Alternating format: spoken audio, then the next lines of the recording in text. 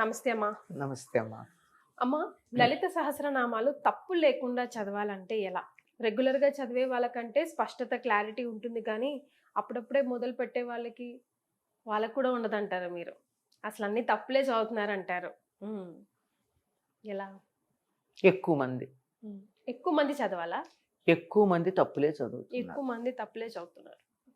మరి ఎలాగమ్మా తప్పులు కొత్తగా లేకుండా మొదలుపెట్టిన వాళ్ళే సరిగ్గా నేర్చుకునే అవకాశం ఉంది. అంతే అంటారా? ముందరి నుంచి చదువుతున్న వాళ్ళు 100 సార్లు వాళ్ళని సరిచేసిన అవే తప్పులు చదువుతూ ఉంటారు. ఉమ్, ఇలా తప్పులు చదవడానికి కారణం నేను చాలాసార్లు చెప్పాను. ఉమ్, ఇంగ్లీషులో టైప్ చేసేటటువంటి తెలుగు టైపులు వచ్చిన తర్వాత డా రాయాలంటే డి టైప్ చేస్తారు. ఉమ్, డి టైప్ చేస్తే అది దాకి రెండిటికి. ఉమ్, క్లారిటీ కోసం డిహెచ్ కొడతారు. డిహెచ్ కొట్టేటప్పటికి ధానా ధా. అంచేత ధా వచ్చేస్తుంది. ఉమ్, అక్కర్లేని చోట్లంతా ధా వస్తుంది. తర్వాత అక్షరాలు ఎక్కడ విడదీయాలో ఎక్కడ కలపాలో తెలియదు. రాముని తోక పివరుండిట్లని ఏలాగా ఉంటాయి, అర్థాలు తప్పిపోతాయి. పైగా మీరు లలిత సహస్రం అన్నారు కదా, కాదు, ఉమ్, లలితా రహస్యనామ సాహస్రం. లలితా దీర్ఘం ఉంది, రహస్యనామ సాహస్రం. అన్ని సహస్రనామాలు అయితే ఒక్క లలిత మాత్రమే రహస్యనామ సహస్రం. రహస్యంగా ఉంటుంది. రహస్యంగా ఉంటుందంటే బీరువాలో దాస్తారని కాదు అర్థం.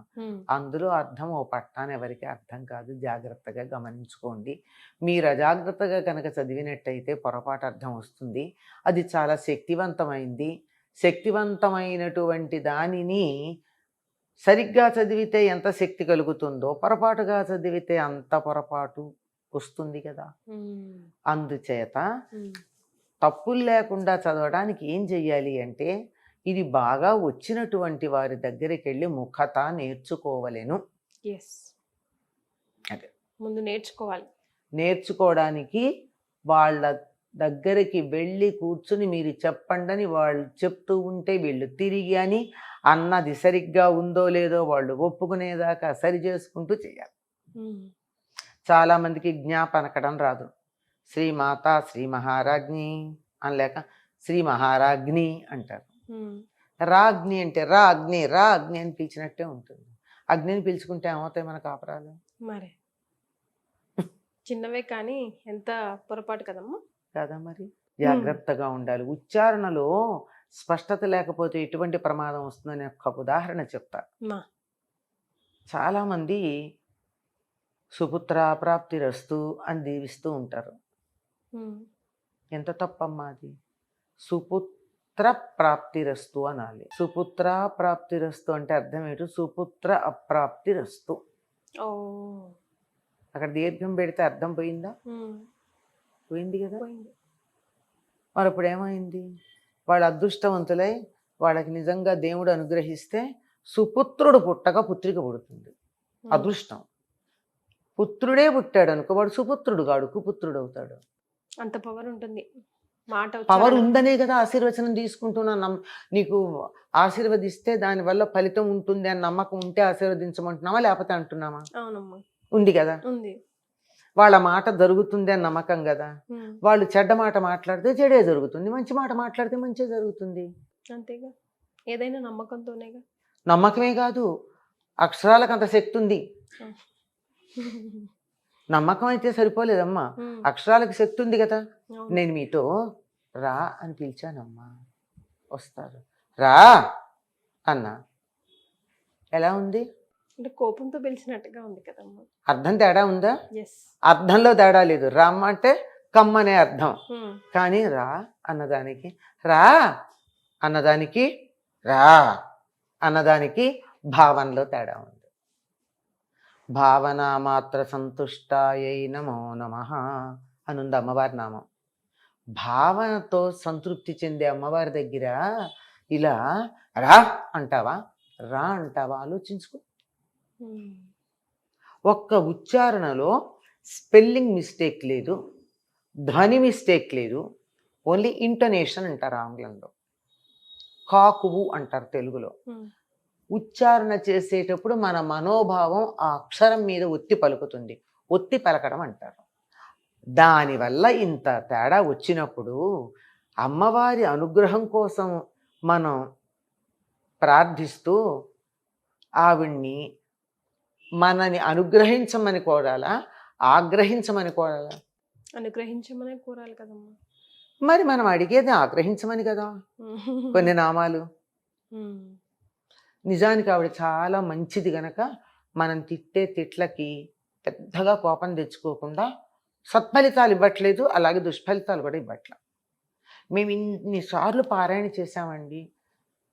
అమ్మో, నేను రోజుకి 10 సార్లు లలిత పారాయణ చేస్తానండి. మీతో కూర్చుంటే 30 నిమిషాలు పడుతోందండి ఒకసారి చదవడం. నేను 30 నిమిషాల్లో 3 సార్లు చదువుతానండి. అబాకాబా చదువుతానండి, అయినా నాకు ఫలితం ఉండట్లేదండి అంటారు. ఎట్లా ఉంటుందమ్మా? నేను ఇందాక చెప్పినట్టు ఒకదానికొకటి అడుగుతూ ఉంటే ఎందుకు వస్తుంది ఫలితం? అసలు మనం ఫలితం అడగాలి, మనం ఫలితం అడుగుతున్నాం. పాపం ఆవిడ ఫలితం ఇద్దామని కూర్చుంది, మనం అడిగింది ఫలితం అయింది. ఏది ఇవ్వాలో తెలియక ఆవిడ కన్ఫ్యూజ్ అయింది. అంచేత దుష్ఫలితము లేదు, సత్ఫలితము లేదు. కరెక్ట్. ఎప్పుడు చదవాలమ్మా? చదవటం నేర్చుకోవడం మొదలు పెట్టాము, నేర్చుకున్నాము. ఏ టైము, లైక్ ఎలా చదివితే మంచిది? ఏ టైం అంటే ఉదయం మంచిదం. ఎప్పుడైనా సరే దేనికైనా వీలైనంత వరకు భోజనానికి ముందు చదవడం ప్రధానమమ్మా. ఏదైనా సరే ఆఖరికి మనం చదువుకునే పరీక్షలకు చదువుకునే చదువైనా భోజనానికి ముందు చదివితే గుర్తుంటుంది అని సైంటిస్టులు పరిశోధన చేసి చెప్పిన మాట. కనుక దీని ఫలితం కూడా మనకి ఎక్కువ ఉండాలి అంటే ఉదయం భోజనానికి ముందు. కుదరలేదు సాయంత్రం చక్కగా స్నానం చేసి కానీ లేకపోతే కాళ్ళు చేతులు కడుక్కుని కానీ శుచిగా కూర్చుని ఒక చోట కూర్చుని చదవాలి. నేను చాలామందికి చేసే విన్నపం ఏమిటంటే సోఫాల్లో కూర్చుని అలా చదువుతూ ఉంటారు. వద్దు, దేవుడి గదిలోనే కూర్చోవాలి. దేవుడి దగ్గర కూర్చుని చదివితే మంచిది. లేదు, పని చేసుకుంటూ చదవండి. పని చేసుకుంటే సోఫాలో కూర్చోరుగా. సాధారణంగా పని అంటే ఇది చదువుకునేటప్పుడు వంటింట్లోనో దేవుడి దగ్గర సర్దుకుంటూనో వంట చేసుకుంటూనో శుచిగా ఉండే చేస్తారు. అలాగే చెయ్యండి. సోఫాల్లో వద్దని ఎందుకు చెప్తానంటే రకరకాల పరిస్థితుల్లో ఉన్న వాళ్ళు వచ్చి ఆ సోఫాలో కూర్చుని ఉంటారు. ఆ ఎనర్జీస్ ఉంటాయి అక్కడ. వాటిని ఫైట్ చేసుకుని మన పాజిటివ్ ఎనర్జీ రావాలంటే ఎందుకు అంత కష్టపడాలి? అంచేత మనం శుచిగా ఉండి శుచి అయిన ప్రదేశంలో చేసుకుందాం. కొంతమంది ఇప్పుడు అవధూతలు లాంటి స్థాయికి వెళ్ళిన వాళ్ళు ఉంటారు. వాళ్ళకి అసలు శుచి ప్రదేశం లాంటివి ఉండేది. ఎందుకంటే వాళ్ళు భోజనాలే చేయరు. వారు స్నానం చేయకపోతే కూడా వాళ్ళ దగ్గర మంచి పరిమళం వస్తూ ఉంటుంది, ఈ మల్లెపూల వాసన వస్తూ ఉంటుంది. అటువంటి స్థాయికి వెళ్ళిన వాళ్ళకు పరిమితులు ఇలాంటి లెక్కలు లేవు, కానీ మనకి ఇంకా అన్నీ ఉన్నాయి కదా. అంచేత మనం కొంచెం జాగ్రత్తగానే చదువుకోవాలి. మరి రహస్యనామం అన్నారు కదా, చాలా ప్రత్యేకతని, చాలా పెద్ద పీటను వేశారు కదా, మరి ఎలాంటి ఫలితం వస్తుందంటారు? రహస్యము అంటే ఇక్కడ దాచిపెట్టారని కాదు, కానీ మీకు అర్థం కాదు అని అర్థం. ప్రతి నామానికి నిఘంటు ప్రకారం ఉండే అర్థం ఒకటి ఉంది. అయిన తర్వాత వ్యక్తి తాను ఉన్నత స్థాయికి వెళ్ళడానికి ఏం చెయ్యాలి అనేటటువంటి ఒక డైరెక్షన్ ఉంది అందులో. ప్రతి నామంలోనూ ఉంటుంది. 2, కుటుంబ సంబంధాలు ఎట్లా ఉండాలని చెప్పే అర్థం ఒకటి ఉంది. కుటుంబంతో ఎలా ప్రవర్తించాలి మనం. 3, సమాజంలో ఎలా ఉండాలని చెప్పేది ఒకటి ఉంది. కొన్ని పర్యావరణానికి సంబంధించిన, ఖగోళ శాస్త్రానికి సంబంధించినవి ఉంటాయి. ఇవి కాక ప్రత్యేకమైనటువంటి సైన్స్కి సంబంధించిన నామాలు కొన్ని వరుసగా ఉన్నాయి ఇందులో. ఆ నామాల క్రమం గనక తీసుకున్నట్టయితే మనకి ఒక ఈనాటి మోడర్న్ సైన్స్ తాలూకు రూట్స్ మనకి అక్కడ కనపడతాయి. ఉదాహరణకి వజ్రేశ్వరి వామదేవి అనే నామం దగ్గర నుంచి సర్వౌదన ప్రీత చిత్తాయాకిన్యంబ స్వరూపిణి అని చెప్పే నామం దాకా ఉన్నవి పైకేమో చక్రాల గురించి చెప్పినట్టు ఉంటుంది. లోపల అర్థం ఏమిటి అంటే జాగ్రత్తగా గమనిస్తే మొదటి నెల గర్భస్థ శిశువు ఎలా ఉంటుంది, ఎలా ఎదుగుతుంది, దాని లక్షణాలు ఏమిటి, ఏ అవయవాలు ఏర్పడతాయి, అప్పుడు ఏ రకమైనటువంటి ధ్వనులు చేస్తే బిడ్డకి బాగుంటుంది, ఎటువంటి ఆహారం తీసుకుంటే తల్లికి మంచిది.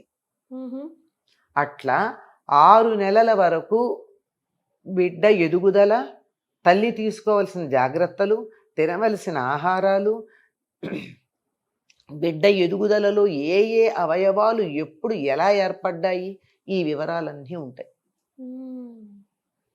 అది ప్రత్యేకమైన సైన్స్. అలాగే విద్యుత్ శక్తి గురించి సంబంధించినవి కొన్ని ఉన్నాయి, అయస్కాంత శక్తికి సంబంధించినవి కొన్ని ఉన్నాయి, ఖగోళ శాస్త్రానికి సంబంధించినవి కొన్ని ఉన్నాయి. ఇట్లా అనేక రకాలైనటువంటి శాస్త్రాలకు సంబంధించిన విశేషాల నామాలు ఉన్నాయి. ఇవన్నీ అందులో ఉన్నటువంటి రహస్యార్థాలు అని చెప్పారు.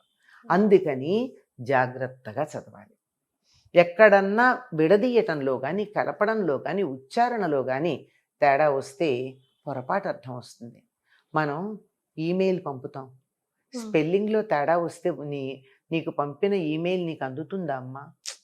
పోనీ స్పెల్లింగ్ బాగానే రాశాను, డాటో, హ్యాషో, ఎక్స్క్లమేషను, కామానో మిస్ చేశాను, నీకు వస్తుందా నా ఈమెయిల్? ఇక్కడి నుంచి ఇక్కడికే రాదే, ఇక్కడి నుంచి అక్కడెక్కడికో నేను పంపుతున్నది ఎట్లా పెడుతుందమ్మా? వెళ్ళాలి కదా. నా విన్నపం, నా అభ్యర్థన వెళ్ళాలా? వెళ్ళాలి అంటే నేను కరెక్ట్ ఈమెయిల్ ఇవ్వాలి కదా. ఈమెయిల్ ఎలా ఉంది? ఇక్కడ అక్షరాల్లో ఉంది. మనం సిరి లాంటివి ఉన్నాయే, అలెక్సా లాంటివి, అవి వాయిస్తో ఉన్నాయి కదా. మీ అలెక్సా, నేను అలెక్సా అని పిలిస్తే పలకదు కదా. మీ గొంతునే గుర్తుపడుతుంది, నా గొంతుని ఎందుకు గుర్తుపట్టదు? ఎవరు నేర్పారు దానికి? There is a science behind it. అటువంటి సైన్స్తో కూడుకుని స్తోత్రాలు మనకి తయారు చేసి మనం అడిగినటువంటి రిక్వెస్ట్ ఎక్కడికి వెళ్ళాలి అన్నది అందులో పెట్టారు. జాగ్రత్తగా సేమ్ మెయిల్ ఐడికి వెళ్ళేట్టు మనం చెప్పగలగాలి అంటే తప్పనిసరిగా సరిగ్గా ఉచ్చారణ చేయాలి. దీనికోసం నేను ప్రస్తుతం ఏమో నాకు తెలియదు కానీ 28 days ఇద్దరు విద్యార్థులను కూర్చోబెట్టుకుని ప్రతి అక్షరం ఎట్లా ఉచ్చరించాలి, జ్ఞా ఎట్లా ఉచ్చరించాలి, స ష స ఎలా ఉచ్చరించాలి, చితిస్తత్పద లక్ష్యార్థ అన్న చోట దాన్ని ఏ రకంగా నేర్చుకుంటే ఒక్క సిలబుల్ కూడా మిస్ అవ్వకుండా అంటారు. ఎంతమంది అనగలరమ్మా? చితిస్తత్పద లక్ష్యార్థ. దీన్ని పర్ఫెక్ట్గా ఎలా అనాలి? వక్త్ర లక్ష్మీ పరివాహ.